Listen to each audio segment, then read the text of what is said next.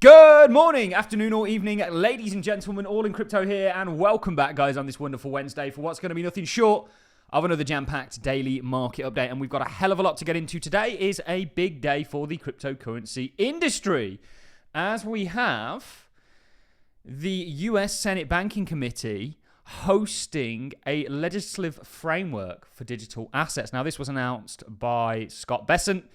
And this is taking place today, February the 26th. This is officially from the US Senate Banking Committee, or the GOP. Happening next week in the Banking Committee, Senator Cynthia Lummis will oversee a subcommittee hearing on digital asset legislation. Senator Tim Scott will preside over the full committee nominations hearing. Tune in. And now we will be looking to stream this when we get official links. I'm not actually sure what time this is. I think the last one was later on in the day. So we're talking sort of 5 p.m. UK time onwards, 5, 6, 7 p.m. UK time. This is from Cynthia Lummis today, or yesterday, last night, sorry. As I gear up for the first digital asset subcommittee hearing, here's what to know. This is the first step towards bipartisan legislation. We'll hear from experts who will shape policy on market structure and stable coins. They're going to be a big focus, guys. 99% of the cryptocurrencies that are here today will be gone tomorrow. You want to look for the ones that have real utility and staying power. Stay tuned for live stream details. Yes, this is a big deal, and we're yet to get those live stream details. This is from Eleanor Tourette, who, of course, is from Fox Business. Witnesses for tomorrow's hearing include Jonathan Jakium, not saying that right at all, Global Head of and Policy of Government Relations at Kraken. Then we've got Ja Mazzari, Chief Legal Officer at Lightspark. I'm unfamiliar with these guys. Are these guys like a Lightning Network? Yes, they are. Who could have guessed? Go and read Hijacking Bitcoin, guys. It's a great book. Truly one of the best books in regards to Bitcoin, in my opinion. Then we've got Lewis Cohen, who's the partner at Cahill Gordon, which are a legal services team, not really heard of them before. And then Timothy Masad, research fellow and director of digital assets policies at Harvard. So I think we'd like to see some more sort of, I mean, these all seem very kind of mundane. They seem very kind of, they're not the kind of CEOs and founders that perhaps we'd like. But this, you've got to just admire how far the cryptocurrency space has come. And despite the negative price action, which I think could just be a big sort of bear trap, we are moving along nicely. And this is all part and parcel of it. And of course, tomorrow we have, on Thursday at 2 p.m., the Securities and Exchange Commission meeting behind closed doors in another Sunshine Act. Now, the one that has just taken place last Thursday resulted in a dropping of the Coinbase filing, the OpenSea filing, the now Uniswap filing, and I can't quite remember the other one. There was another one that I can't quite remember. But since that last Sunshine Act last Thursday, there's been a load of cases that have been dropped. The speculation, and we've certainly speculated, we've made a video on it, because in the Sunshine Act, it actually mentions that they're going to be talking about XRP specifically, I think in regards to Bitwise, and a changing of the rule over to commodities, and they've been sure to come out and reinstate that. We've speculated that this is going to result in an XRP or Ripple, Brad and Chris case drop, which is really going to clear the ways for ETFs, etc. There's been over 70 ETFs now filed since the start of this year. Isn't it fitting that the cryptocurrency space is selling off before all these get approved and institutions can kind of start to gobble them up and take over the space, very much like what they've done with Bitcoin? That is all coming, guys, and I don't want people getting shaken out for that. We'll talk about price action in just a second. But this is from John Reed Stark. Interesting name. He's the president of John Reed Stark Consulting, the senior lecturer fellow, Duke of University School of Law, and former chief SEC Office of Internet Enforcement. He says the SEC's frantic and unprecedented rampage to dismantle its crypto enforcement program continues. This time, halting 2 SEC appeals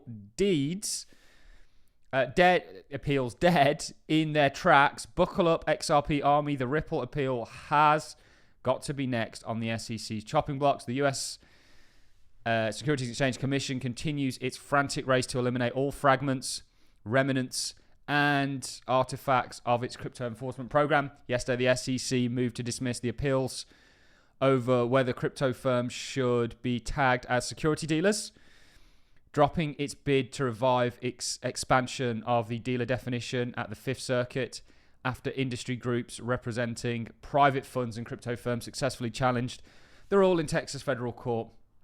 Yet another Gensler rebuke. The SEC had filed its appeal in both the case brought by the National Association of Private Fund Managers, the Managed Fund Association, and the Alternative Investment Management Association, and the crypto-focused challenge brought by the Blockchain Association and the Crypto Freedom Alliance of Texas on the 17th of January, just days before the departure of Gary Gensler. Sorry, Gary, your last-ditch effort to quarterback crypto enforcements from the grave is failing miserably. The SEC statements, it talks about sort of the dismissal, and then it goes into actually looking at what's next, and essentially talking about how XRP could be, or the XRP case is essentially next on the chopping block. And this is likely going to follow the Sunshine Act meeting behind closed doors from the SEC, as we've previously spoken about. This, of course, is where XRP has been mentioned in regards to what's going to be spoken about, directly in relation to the Bitwise ETF filing and a proposed rule change. And the SEC is unwinding a lot of what it's done. And we're seeing that in regards to what followed the last Sunshine Act, Coinbase, OpenSea. It's really bugging me. I can't remember the third one, but Uniswap is now the fourth. Was it Tornado Cash?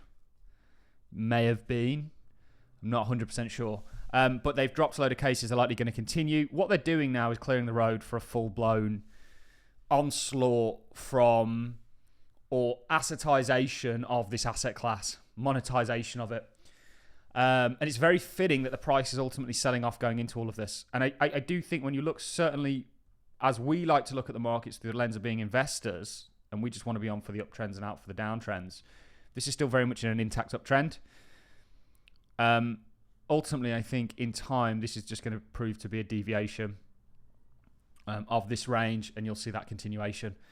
And it only takes one thing fundamentally to really kick this off. It's no coincidence that you're sort of consolidating in and around here. This was your bull flag target. Obviously, the bull flag formed in and around all-time highs for Bitcoin. You pushed through that. You haven't got a bit of a rest period. I ultimately think this results in a kind of NVIDIA-style next move. And I think there's a million and one fundamental catalysts that you know, and this is what I'm referring to here with NVIDIA. There's a million and one fundamental catalysts that ultimately see this climb even higher and reach some of these technical targets that we have. So we'll see what comes out. It's likely the XRP case is going to be dismissed. On the topic of XRP, we've still got that sort of $19 price prediction that I do think you'll get to. And I think it's going to, I think you could end up there by the end of this year. And ultimately, despite this pullback, I still think the space is in exceptionally good health. I mean, look at HBAR, for example. We teach this. All pre this happening, you get breakouts, you get retests, and then continuation. And that's what HBAR's on the cusp of. So it's going to be very interesting to see what comes out of today. We'll look to stream that in regards to the GOP meeting headed by Senator Cynthia Lummis. And then tomorrow, what precedes that? Are we going to see another wave of kind of crypto case dismissals, including what could be likely the XRP one? Talking about the kind of digitization of this space, Citadel Securities to become Bitcoin and crypto liquidity provider for major exchanges like Coinbase, Binance, Crypto.com, and others. We're seeing every single large financial institution, anybody who's anybody right now, enter the cryptocurrency space. Why are they doing that when retail seems to think it's the end of the market and everything's over and done with? Why are they all trying to monetize this space? You know, if they thought that we were going to go into a crypto oblivion like what retail and sentiment would have you believe, why is everyone trying to monetize it? Why are we getting all these sort of rushes for ETFs? And just the other day, there was a Polkadot ETF. There was a Polkadot ETF filed. There was a Cardano ETF filing acknowledged. Obviously, we know what's happening with the HBAR one. And of course, what I meant to say there was Grayscale's, along with 21 shares, spot staking Ethereum ETF. So the adding staking is now being sort of acknowledged by the SEC, which is pushing things forward in regards to creating products that will have staking kind of baked in, kind of like offering derivatives. Or not derivative dividends in a kind of stock analogy. So hang in there, guys. It's going to be very interesting to see what comes out today. I think it's going to be positive. I think it might be a bit of a what people would call nothing burger because these are kind of formalities. However, certainly it's what came out of the Sunshine app. The last one on Thursday behind closed doors with the SEC wasn't nothing. We've seen loads of case dismissals, which is great for not just these companies, but the industry more broadly, because of course they were sort of indicting or inciting certain cryptocurrencies as securities. That's all been dropped. And what takes place in regards to the digital asset legislative subcommittee today is going to be interesting. And we'll get you some snippets of that. Lots of HBOT content to make on the back end of HederaCon, including some stuff going on with Swift. That's it from me, guys. I'm going to love and leave you. Have a fantastic day wherever you are and whatever it is you're doing. Hang in there. We ultimately think this is just a little bit of rain before the sunshine arrives. See you all in the next one, guys. Thanks for watching. See you soon.